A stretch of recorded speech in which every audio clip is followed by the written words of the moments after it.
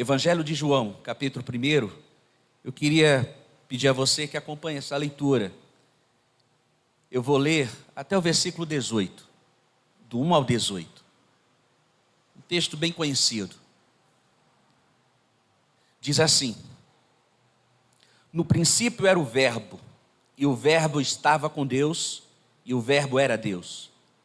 Ele estava no princípio com Deus. Todas as coisas foram feitas por intermédio dele, e sem ele, nada do que foi feito se fez. A vida estava nele, e a vida era a luz dos homens. A luz resplandece nas trevas, e as trevas não prevaleceram contra ela. Houve um homem enviado por Deus, cujo nome era João. Este veio como testemunha para que testificasse a respeito da luz, a fim de todos virem a crer por intermédio dele. Ele não era luz, mas veio para que testificasse da luz, a saber, a verdadeira luz, que vinda ao mundo, ilumina todo homem. O Verbo estava no mundo, o Verbo foi feito, o mundo foi feito por intermédio dele, mas o mundo não o conheceu. Veio para o que era seu, e os seus não o receberam. Mas a todos quantos o receberam, deu-lhes o poder de serem feitos filhos de Deus, a saber, aos que creem no seu nome, os quais não nasceram do sangue, nem da vontade da carne, nem da vontade do homem, mas de Deus. E o Verbo se fez carne e habitou entre nós, cheio de graça e de verdade. E vimos a sua glória, glória como do unigênito do Pai. João testemunha a respeito dele e exclama: este é o de quem eu disse, o que vem depois de mim tem contudo a primazia, porquanto já existia antes de mim, porque todos nós temos recebido da sua plenitude e graça sobre graça. Porque a lei foi dada por intermédio de Moisés, a graça e a verdade vieram por intermédio de Jesus Cristo. Ninguém jamais viu a Deus, o Deus unigênito, que está no seio do Pai, é quem o revelou. Eu convido você a curvar sua cabeça mais uma vez. Vamos orar pedindo ao Senhor que nos dê graça para entender da sua palavra nessa noite. Senhor nosso bom Deus, se não for por meio do teu Espírito, não tem capacidade humana, não tem eloquência, não tem sabedoria, não tem oratória, nada disto serve, nada disto funciona, se o teu Santo Espírito, que em nós habita, não nos iluminar, tanto na transmissão desta palavra, quanto na recepção dela, inclusive naqueles que ainda nem sabem que são teus, que pertencem a ti. Se assim o Senhor o quiser, é nesta noite que o Senhor abrirá o seu entendimento, a sua compreensão e aplicará a sua palavra para a glória do teu nome. Faz assim, Senhor, continua falando conosco, continua ministrando as nossas vidas. Tem compaixão de nós e tem misericórdia dos teus servos que aqui estão, porque precisamos de ti. Em nome de Jesus. Amém, Deus.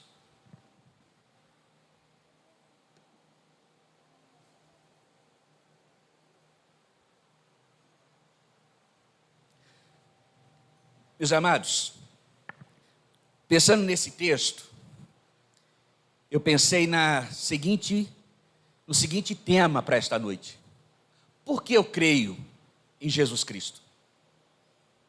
Mas não é simplesmente uma pergunta. Você sabe como é aquela pergunta com surpresa, com admiração? Que na nossa regra gramatical, quando se escreve, coloca-se uma interrogação e uma exclamação. Por que creio em Jesus Cristo? Seria basicamente assim a pergunta. Não é por que creio em Jesus Cristo. Não é simplesmente uma pergunta. Mas é com espanto. Você olha para mim, por que eu creio em Jesus Cristo? Eu vou te dar algumas razões. E eu desejo que nesta noite, cada um de nós possa sair daqui, pela palavra de Deus, conscientes. Por que nós cremos em Jesus Cristo? O que é que a palavra de Deus nos ensina? O que é que João nos mostra? O que é que tanto o evangelista como o batista, eles vão nos ensinar? Por que cremos em Jesus Cristo? Porque você é convidado a crer em Jesus Cristo. Quando você vem a este culto, quando você é convidado a participar, não sei a realidade de quantos estão aqui, quantos foram chamados nesta noite, convidados nesta noite, mas é para todos nós. Por que eu creio em Jesus Cristo? O que é que a Bíblia nos diz? Quais as razões que eu e você podemos ter com segurança para crermos em Jesus Cristo? O que diz a palavra? O que diz o Evangelho? Hoje eu quero destoar um pouco do que normalmente a gente escuta quando a gente tenta responder a essa pergunta, mesmo que seja com admiração. Por que eu creio em Jesus Cristo? A tendência sempre, ou normalmente, é de trazer as consequências, o resultado da morte de Cristo. Sabe por que eu creio em Jesus Cristo? E aí muitas vezes a gente diz, porque Ele nos salva, porque Ele nos reconcilia com Deus, porque Ele nos dá garantia de vida eterna. Nada disso, tudo isso é verdade, nada disso é menosprezado. Mas não é essa a ênfase que eu quero trazer nesta noite. Como eu disse, eu quero destoar, e em vez do resultado da morte e ressurreição de Cristo, eu quero que você e eu possamos olhar para a pessoa de Jesus Cristo. Por que crer nele? O que é que ele tem para crermos nele? Quais as razões nele, e não no que ele fez, para crermos nele? Porque se há uma ordem, eu e você precisamos crer não pelo resultado, não pela sua mão que nos abençoa, mas pela pessoa que estende a mão. Você está entendendo? Primeiro a gente confia na pessoa, para depois descansarmos nos seus feitos, nos seus atos, nas consequências da sua ação na cruz do Calvário. Por que crer em Jesus Cristo? Por que eu creio em Jesus Cristo? Eu quero compartilhar com você algumas razões que a palavra de Deus nos apresenta. Primeiro, eu quero que você e eu possamos refletir por que eu creio em Jesus Cristo. E a primeira razão que eu quero compartilhar nesta noite é por causa da proeminência de Jesus Cristo. Talvez a gente não esteja muito acostumado em utilizar no nosso dia a dia essa palavra, por causa da proeminência de Jesus Cristo. E eu quero compartilhar, olhando para você, com você, o que disse o apóstolo João no capítulo 1. Deixa a sua Bíblia aberta e olha comigo o versículo 14. Onde é que nós encontramos a proeminência na pessoa de Cristo aqui? Versículo 14 diz assim: e o verbo se fez carne e habitou entre nós. Mas olha aqui para mim, parando um pouco. Você lembra como é que o evangelista começa o capítulo 1? No versículo 1? Da maneira tão majestosa, poética, tão sublime, tão poderosa, que ele começa a descrever Jesus Cristo, dizendo, diferente de todos, destoando de todos, ele vai usar uma figura para dizer que Jesus, ele é a palavra, o logos ou o verbo, como temos na nossa tradução. E ele começa a descrever que ele estava com Deus, que ele era Deus, que tudo se fez a partir dele. Você lembra disso? Ele começa a descrever a Jesus Cristo antes de qualquer coisa. Antes de dizer qualquer outra coisa, ele começa a ficar maravilhado com a pessoa do Senhor Jesus, na sua eternidade ainda. E ele também passa de repente para um momento pleno de Deus, na plenitude dos tempos em que ele se fez carne. E ele diz, e ele habitou entre nós. E então chega aqui o versículo 14, e ele vai reforçar isso. E o verbo se fez carne e habitou entre nós, cheio de graça e de verdade. E vimos a sua glória, glória como do unigênito do Pai. O que é isso? João está descrevendo o Senhor Jesus. O evangelista está falando da pessoa, do homem, Jesus Cristo. E ele não fica limitado em palavras, ele não se contenta, ele está mostrando a sua proeminência, a sua grandiosidade. Ele está dizendo: nenhum outro foi igual a ele, nenhum outro pode ser comparado a ele. Ele se fez carne, aquele que era de eternidade a eternidade, aquele que nunca foi criado se fez carne, aquele que nunca teve começo e não terá fim se fez carne. Aquele que é eterno entrou na história. Esta é a proeminência de Cristo. Que outro ser humano pode ser comparado a ele nesse aspecto? Por que eu creio em Jesus Cristo? Porque ele é proeminente, porque ele é tremendo, porque ele é grandioso, porque nenhum outro ser pode ser comparado a ele na sua essência. Ele é Deus, o Deus encarnado. Nenhum outro ser humano, a nenhum outro ser humano pode ser atribuído algo desse tipo.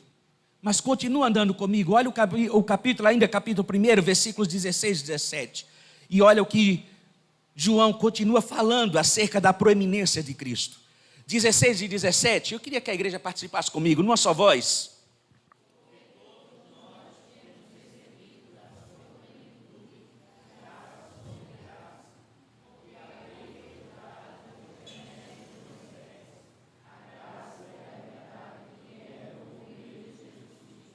Ele continua falando da proeminência de Cristo, da grandiosidade, da sublimidade de Cristo. Ele continua falando, dizendo: olha, porque nós temos recebido da sua plenitude. Nós não temos recebido pouca coisa, nós não temos recebido uma medida contada, conta-gotas, é a sua plenitude, graça sobre graça.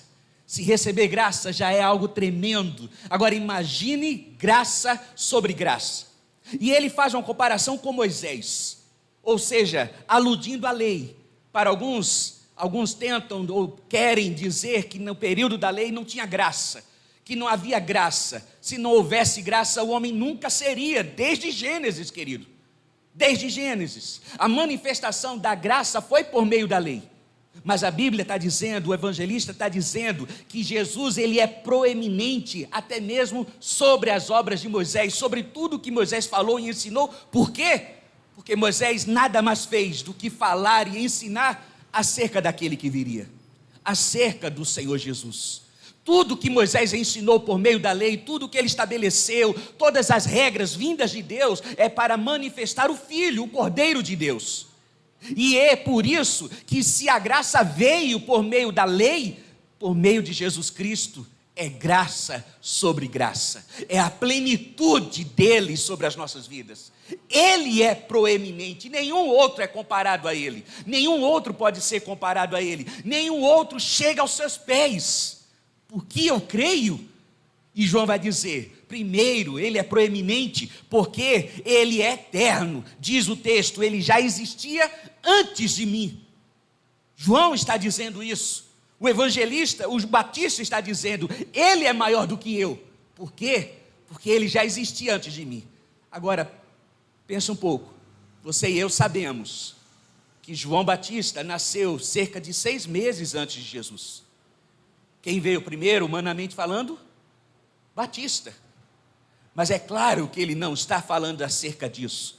Ele está dizendo: eu sei que ele é eterno. Ele já estava com Deus, ele é Deus. É por isso que ele é proeminente. Ele é muito, infinitamente maior do que eu. Ele é eterno. Ele já existia antes de mim.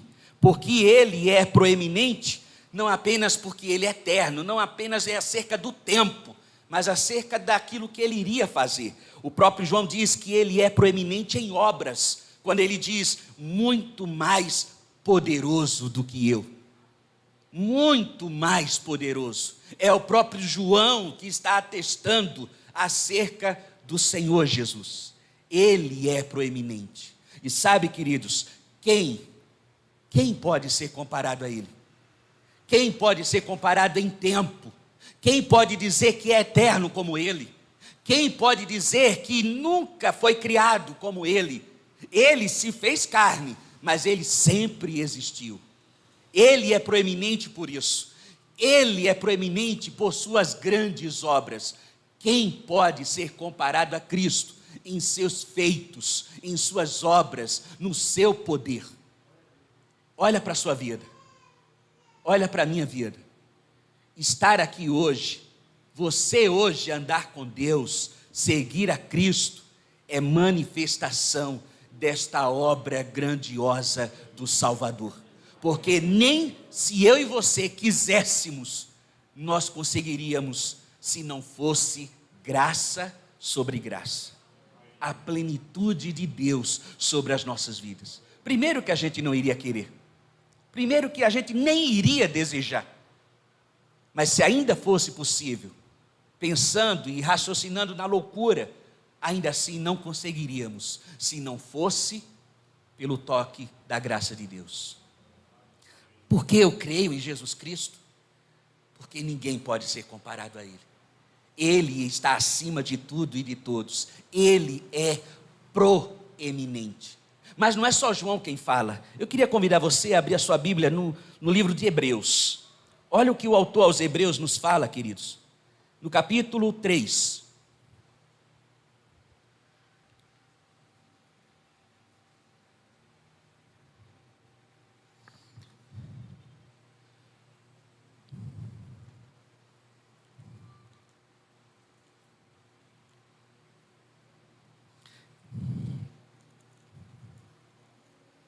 Hebreus capítulo 3, a partir do versículo 1, eu vou ler até o 5, preste atenção, olha o que o autor fala, veja como existe uma sintonia, uma unidade.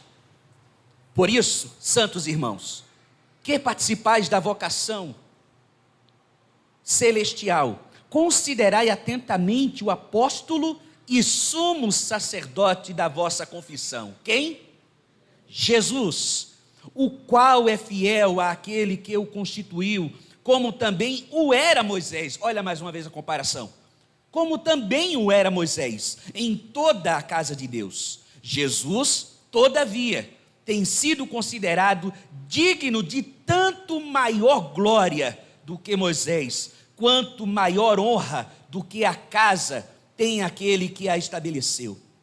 Pois toda a casa é estabelecida por alguém, mas aquele que a estabeleceu todas as coisas é Deus. E Moisés era fiel em toda a casa de Deus como servo, para testemunho das coisas que haviam de ser anunciadas. Cristo, porém, como filho em sua casa, a qual casa somos nós, se guardarmos firmemente até o fim a ousadia e a exultação da esperança. Quem é maior? O autor aos Hebreus está dizendo, é claro que Moisés tem a sua honra, é claro que Moisés tem a sua utilidade, é claro que Deus usou Moisés, estabeleceu Moisés e usou para abençoar o seu povo, mas a honra e a glória de Cristo é infinitamente maior. Por que nós cremos em Jesus? Porque por mais que nós conheçamos e possamos citar pessoas que tenham feito obras grandiosas, que tenham servido fielmente a Deus, que tenham andado integralmente com Deus, nenhuma pode ser comparada a Jesus Cristo. Você está sendo chamado a crer, não num homem qualquer. Você não está sendo chamado a andar, a seguir, a ser discípulo de qualquer pessoa. Você é chamado a seguir ao Filho de Deus, a Jesus Cristo, ao Deus encarnado. Por que eu creio? Quer mais motivos? Porque Ele é proeminente, Ele é superior a tudo e a todos, como diz a sua palavra. Ele é dele que todos nós precisamos, é por isso que nós cremos em Jesus Cristo. Creio nele, porque Ele é mais elevado do que tudo e do que todos. O argumento do evangelista, o argumento do apóstolo e do evangelista é esse: não tem ninguém que possa se comparar a Jesus Cristo em proeminência, em superioridade. Você pode pensar em grandes pessoas, você pode pensar em impérios até, mas nada nem ninguém pode ser comparado a Jesus Cristo. Primeira razão, porque eu creio em Jesus Cristo, porque Ele é proeminente. Porque eu creio em Jesus Cristo, em segundo lugar, porque ou por causa da excepcionalidade de Jesus Cristo. João apresenta primeiro a sua proeminência, a sua grandiosidade. Agora ele vai apresentar a sua excepcionalidade. Além de ser grande, além de ser imenso, poderoso, além de não ter ninguém que possa ser comparado a ele, ele está acima de tudo e de todos. João também vai dizer que ele é excepcional. Olha comigo o que diz os versículos 16 e 17, mais uma vez de João. Volta lá. O que ele está dizendo aqui, porque todos nós temos recebido da sua plenitude e graça sobre graça, porque a lei foi dada por intermédio de Moisés, a graça e a verdade vieram por intermédio de Jesus Cristo.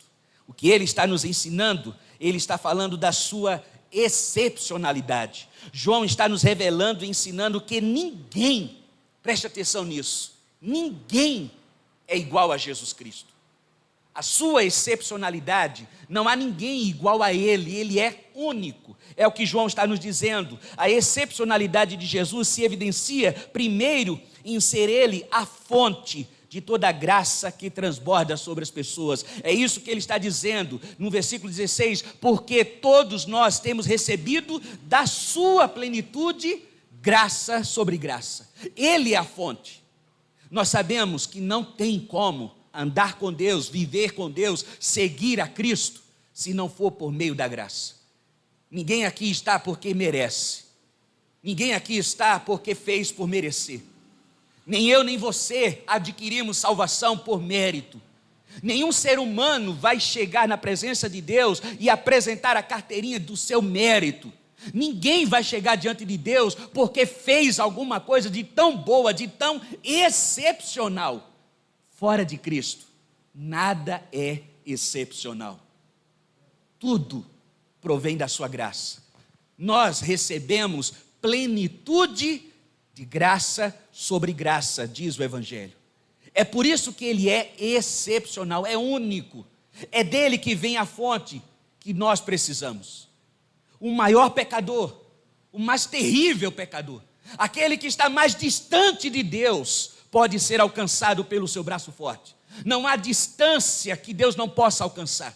Não há poço mais profundo que Ele não possa tirar.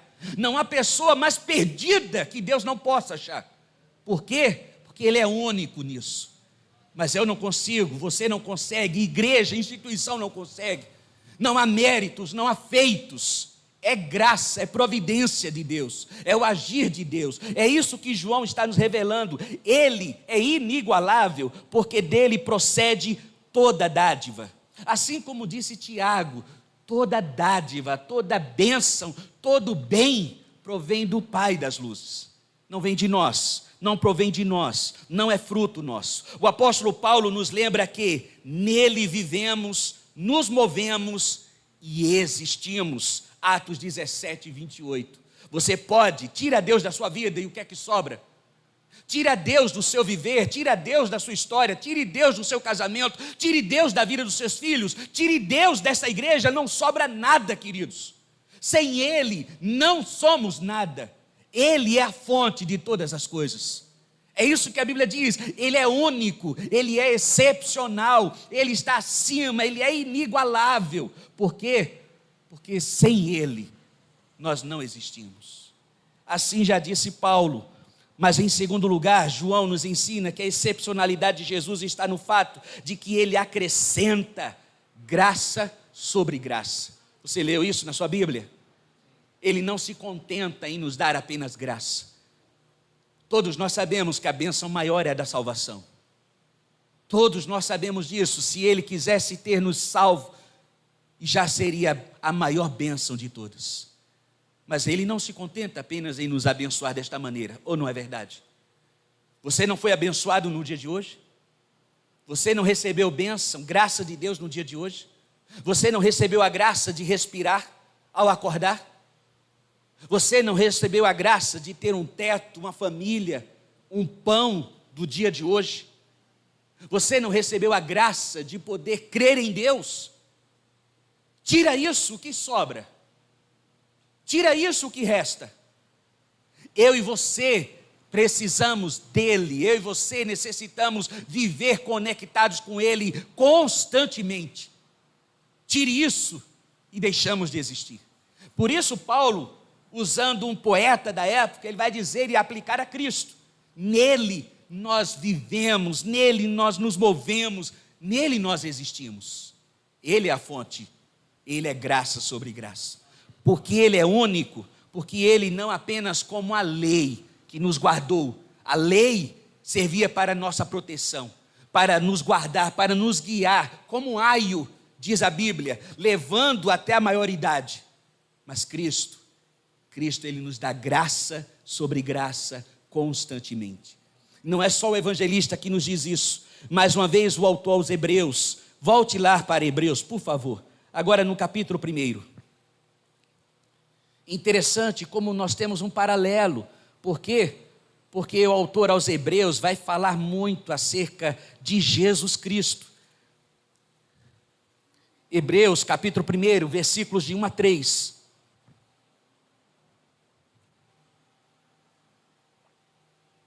Olha o que diz: havendo Deus outrora falado muitas vezes e de muitas maneiras aos pais pelos profetas, nestes últimos dias, nos falou por quem? Pelo Filho, a quem constituiu o herdeiro de quê? Todas as coisas, pelo qual também fez o quê? O universo.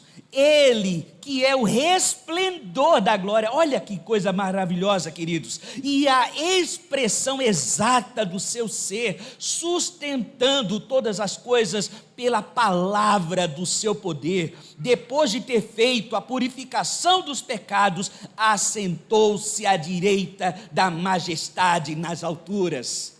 Amados, olha aqui para mim. Por que eu creio em Jesus Cristo? Porque Ele é excepcional. Quem desceu dos céus, viveu como homem sem pecar, morreu, ressuscitou, voltou aos céus e está sentado à destra da majestade. Quem além dele, queridos? Porque eu creio em Jesus Cristo, mostre outro. Aponte outro que possa ter feito algo mínimo parecido com isso. Grandioso como isto. Não há outro. Ele é Deus, Ele é quem disse ser, Ele é o Filho de Deus. Há atestado acerca dele, não só Ele mesmo, como se não fosse suficiente, outros atestam acerca dele. É Ele em quem nós cremos, Ele é o Filho, por quem constituiu herdeiro de todas as coisas, o qual fez o universo. Ele é excepcional. Quem fez? Um boom? Uma explosão? E se for uma explosão, quem fez, ocasionou a explosão? A Bíblia diz, foi Ele quem fez o universo. Foi Ele. Nesta grandiosidade que nós chamamos de universo, galáxias e galáxias, imagine essa imensidão que não dá para a gente mensurar, e dentro de tudo isso, uma minúscula galáxia, e dentro dela, um minúsculo planeta, e dentro dele, com bilhões de pessoas. Deus sabe o teu nome, Deus sabe onde você mora, Deus conhece a tua história. Ele é excepcional, Ele se põe do teu lado e você pode falar face a face com Ele. Você pode ser considerado amigo de Deus. Você lembra quando Jesus disse aos seus discípulos, escrevendo, falando, registrado pelo evangelista João no capítulo 17, na sua oração sacerdotal: já não os chamo de amigos, de servos, mas de amigos. Já imaginou no privilégio? Quem mais? Quem mais além dele? Por que eu creio em Jesus Cristo? Porque nenhum outro líder religioso é meu amigo como ele. Porque ninguém além dele criou o universo e pode andar comigo e dizer: caminha, segue os meus passos. Ninguém, ele é excelso. E a Bíblia não mede palavras, os autores não medem palavras para descrever a sua excepcionalidade, a sua grandiosidade. E ela continua dizendo, querido, olha o que ele continua dizendo no capítulo 1 de Hebreus. Ele é o resplendor da glória e a expressão exata do seu ser. Do ser de quem? De Deus. Quem mais? Quem mais? Como mais enxergar a Deus a não ser olhando para Jesus? A não ser vivendo e andando com Jesus. Ele é excepcional, queridos, diz a sua palavra. Por isso nós cremos. A lei de Moisés era uma manifestação da graça, porém tudo que Moisés fez e ensinou apontava para Jesus Cristo. Somente em Jesus, Deus nos concede graça sobre graça. Por que eu creio em Jesus Cristo? Porque Jesus é fora do comum, é inigualável, extraordinário, único, singular em manifestar e derramar sobre todos os pecadores sua graça abundante. Ele é excepcional. Se você pensa que você pode, de alguma maneira, de alguma outra forma, chegar-se até Deus, você está terrivelmente enganado. Ele é excepcional, único. Não é à toa que ele mesmo, sem nenhuma falsa modéstia, ele disse e deixou muito claro para mim e para você: eu sou o caminho, a verdade e a vida. Ninguém vai ao Pai se não for por mim. Por quê? Porque eu sou único. Excepcionalidade de Cristo. Porque eu creio, quer mais motivos? Eu creio em Jesus Cristo por sua proeminência. Ele é superior a tudo e a todos. Eu creio em Jesus Cristo por causa da sua singularidade, por causa da sua grandiosidade. Eu creio em Jesus Cristo por causa da sua excepcionalidade. É único, é exclusivo. Mas eu quero compartilhar com você uma terceira e última razão. Porque eu creio em Jesus Cristo, João também vai falar por causa da sua magnificência. Olha comigo também o que ele vai nos ensinar. Volte para João, por favor. Capítulo 1.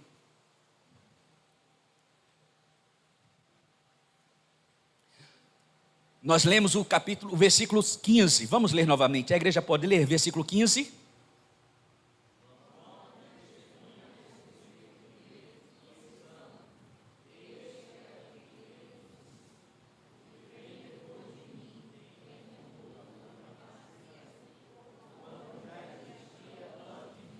Lembra disso?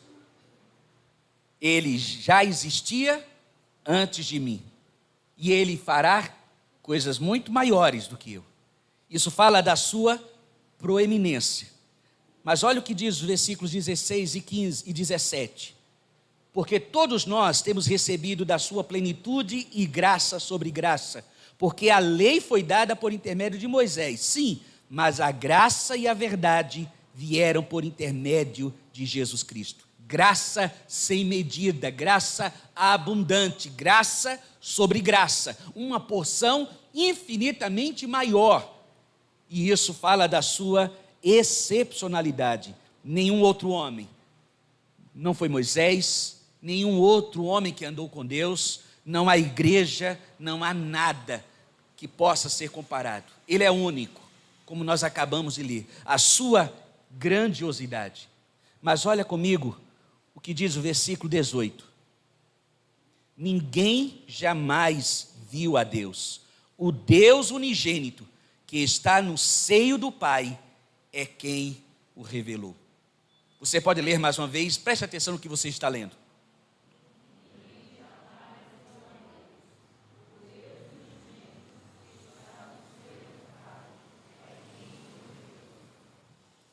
Ninguém jamais viu a Deus. O Deus unigênito, em outras palavras, Jesus, estar no seio do Pai é quem o revelou.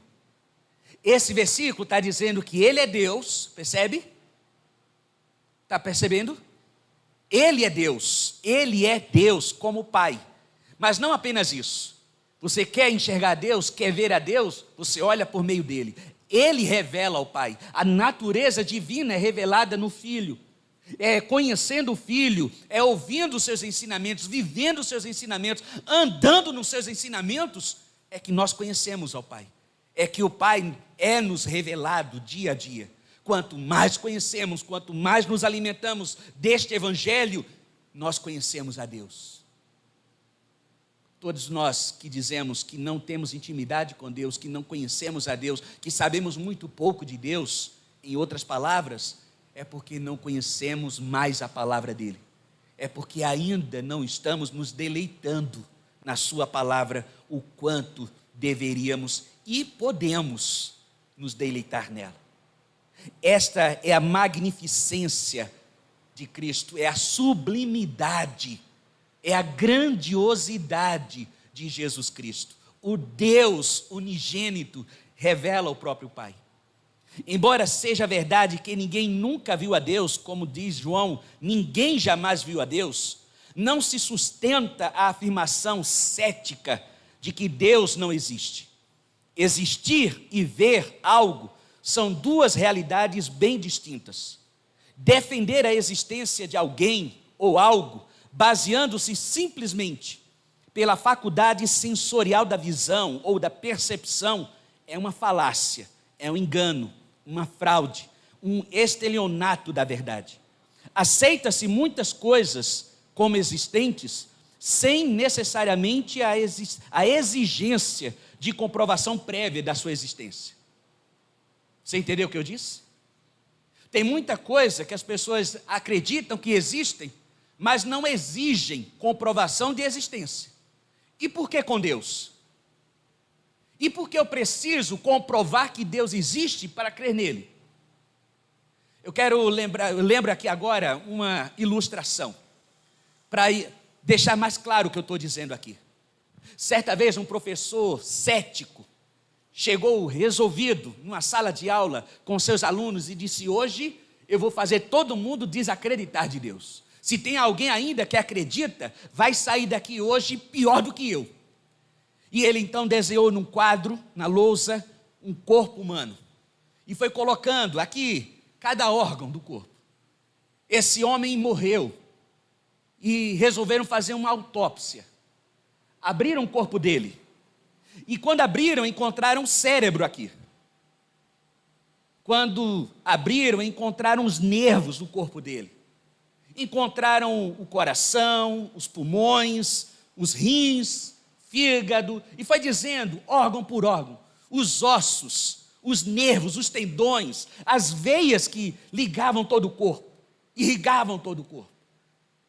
E então ele disse, olhou para a tua turma e perguntou, mas nesse corpo que foi aberto, dissecado, não encontraram alma. A alma não existe. Onde está a alma aqui? Qual é o lugar da alma neste corpo? Como é que você pode dizer que Deus existe, que Deus te deu uma alma? A alma não existe. E nem Deus existe. Porque não existe alma, não existe espírito nesse corpo. Só o que encontra são órgãos. E ele pensou que estava abafando. Até que um corajoso aluno, lá do fundo da sala, levantou a mão e disse, o senhor me permite? E ele disse, claro, achando que ia abafar. E o menino bem humilde se levantou e caminhou para o desenho que o professor tinha feito. E disse, esse homem que morreu, que abriram, encontraram todos esses órgãos. Mas professor, esse homem, vamos imaginar que fosse o Senhor, já começou por aí, né? Vamos imaginar que fosse o Senhor. Não encontraram amor. O Senhor ama? Amo, claro que eu amo. Ama sua esposa, seus filhos? Sim, eu amo. Mas onde está no corpo o amor? O Senhor tem raiva? Claro que eu tenho raiva às vezes. Mas onde está a raiva nesse corpo? O senhor já sentiu ódio de alguém? Sim, já senti. Onde está o ódio nesse corpo? E a tristeza? E a dor? E o medo? Vocês estão entendendo o que eu quero dizer? Onde eu quero chegar? Não é porque nós não podemos provar a existência que não existe. Todos nós sabemos que não se encontra fisicamente num corpo nada disso que eu citei. Mas todos nós sabemos que nós sentimos que existe, que tem hora que estamos alegres, que tem hora que estamos tristes, que tem hora que estamos com raiva, que tem horas que estamos eufóricos.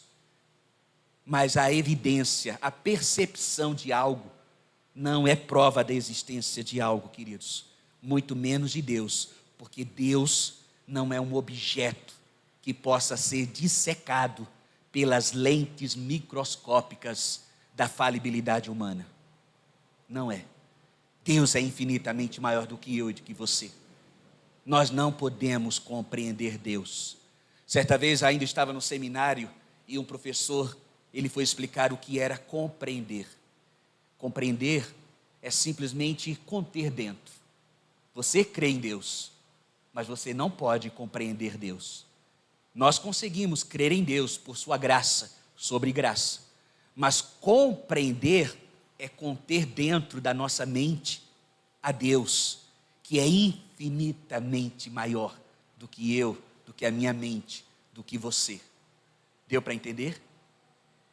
Não é porque nós não podemos apalpar, não é porque não podemos dissecar que Deus não exista. Deus é infinitamente maior do que eu e do que você. Ele existe, e não apenas existe, Ele é autoexistente. Diz a palavra do Senhor, o único que é imortal, Ele vive na luz, e ninguém pode chegar perto dela, ninguém o viu, e continua, nem poderá ver.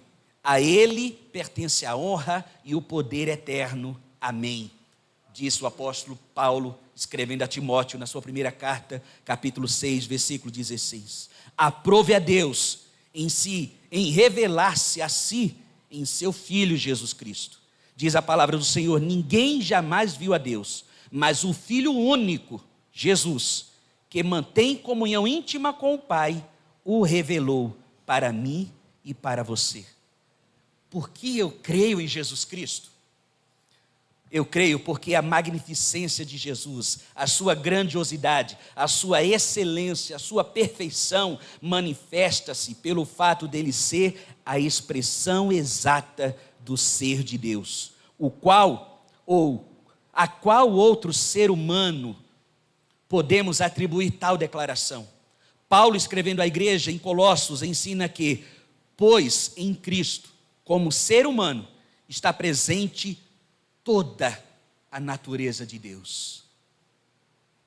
Qual outro ser humano podemos afirmar tal verdade? A quem?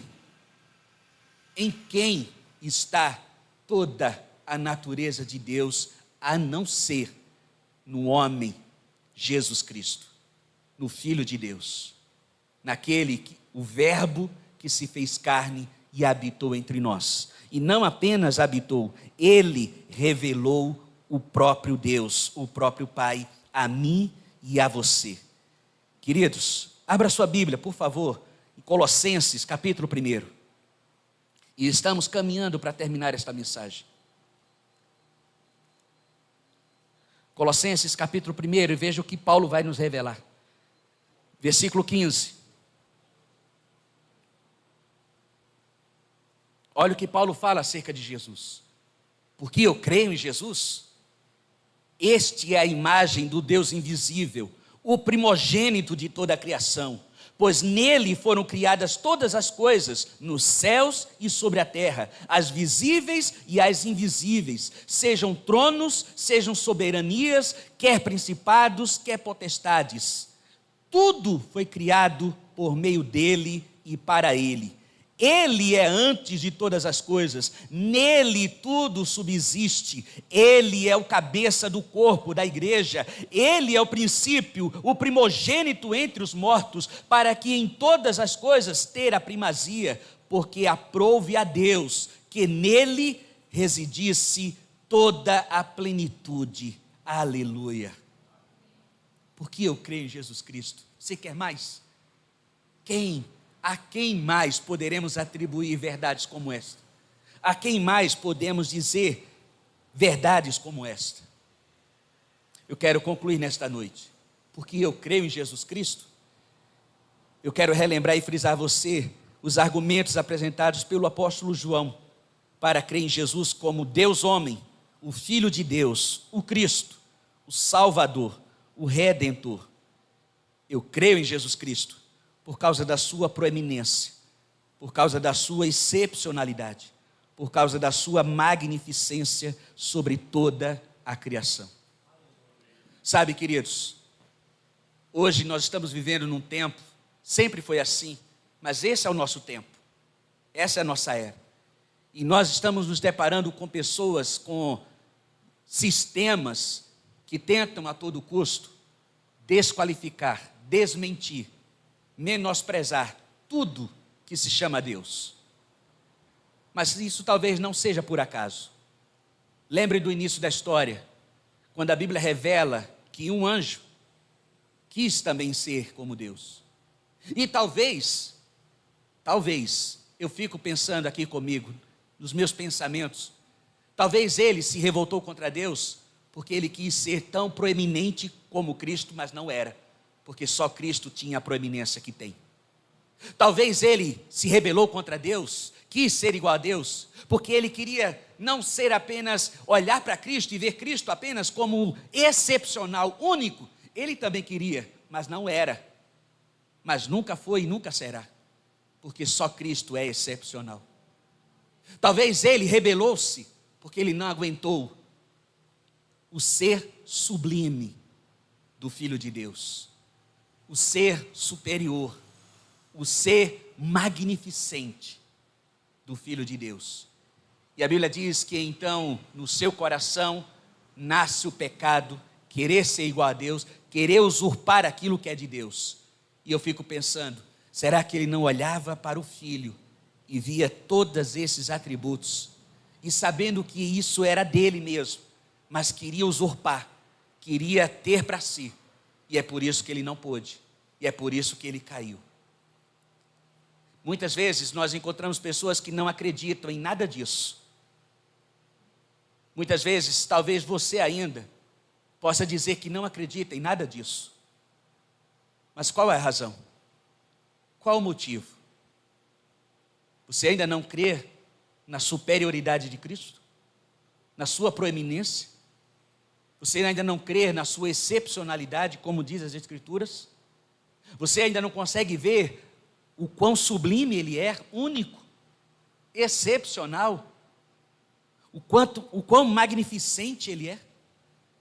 É por isso que nós estamos aqui. Primeiro, porque ele já nos resgatou. E segundo, para que você também possa ser resgatado. Porque eu creio em Jesus. Mostra outro.